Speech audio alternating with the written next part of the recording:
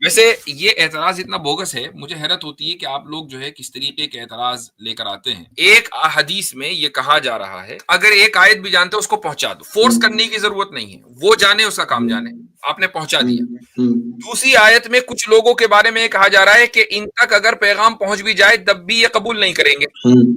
تو ایک جگہ پروفیسی ہے، دوسری جگہ آرڈر ہے، تو دونوں میں کانٹرڈکشن کیسے ہوا؟ نہیں تو پھر یہ پہلے سے کیسے پتہ کہ اگر پہنچائیں گے تو پھر یہ قبول نہیں کریں گے؟ پھر تو آدمی سوچے گا کہ میں ان تک کیوں ہی پہنچاؤں جب یہ قبول نہیں کرنے گے۔ او بھائی وہ اللہ تعالیٰ کا ارشاد ہے، وہ رسول اکرم صلی اللہ علیہ وسلم نے نہیں آیت بنائی ہے، وہ اللہ تعالیٰ نے کہا ہے۔ اور دوسری بات یہ کہ رسول اکرم صلی اللہ علیہ وسلم کی ذمہ داری ہر ایک کو بات پہنچانے کی تھی، تاکہ قیامت کے دن ابو لہب اور ابو جہل کھڑے ہو کر یہ نہ کہہ سکیں کہ ہم تک تو بات پہنچی نہیں تھی، ہم کیسے مانتے؟ اب فائدہ ہوا نہیں، یہ نہیں مانیں گے، یہ تو طے ہے، لیکن یہ بھی طے ہے کہ قیامت کے دن ان کو کوئی موقع نہیں آنا چاہیے ان کے ہاتھ میں کہ بھائی یہ کہیں کہ جی رسول اکرم صلی اللہ علیہ وسلم مکے میں تھے، ہم بھی تھے، انہوں نے ہمیں کوئی بات بتائی نہیں بتا دی گئی تھی۔ یہی جرم ہے ان کا کہ بات معلوم ہونے کے باوجود انہوں نے انکار کیا، یہی تو جرم ہے۔ تو پھر یہ بات تو نہیں بولنی چاہیے تھی نا کہ جس کی میں عبادت کر رہا ہوں تم اس کی عبادت نہیں کرو گے، تو پھر یہ 4 لائنوں کا نہیں ہونا چاہیے تھا، یہ بس 3 لائنوں کا ہی ہونا چاہیے تھا کہ جس کا میں عبادت کر رہا ہوں، جس کا تم کر رہے ہو اس کا میں نہیں کر رہا، یہ نہیں آنا چاہیے تھا نا۔ 3 لائنوں میں اور 4 لائنوں میں کیا فرق ہے سوائے لائنوں کے؟ یعنی معنی بدل گئے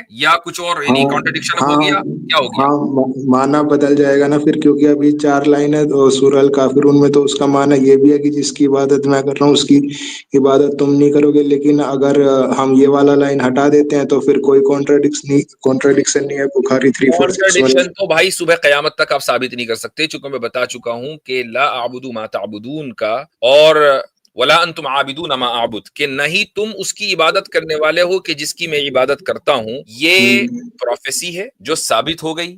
اور اتمام حجت ایک ٹرم ہے، اتمام حجت کا مطلب یہ ہے کہ اللہ تعالیٰ کی طرف سے اب قیامت کے دن ان کے پاس یہ کہنے کا اللہ کے سامنے موقع نہیں ہوگا کہ ہم تک کے بات نہیں پہنچی، اس لیے بات تو پہنچا دی گئی۔ تو پھر پروفیسی ہے مطلب یہ پریڈکشن ہے۔ یس ان لوگوں کے بارے میں کہ جو قرآن کے یا سورت کے پہلے ایڈریسیز ہیں۔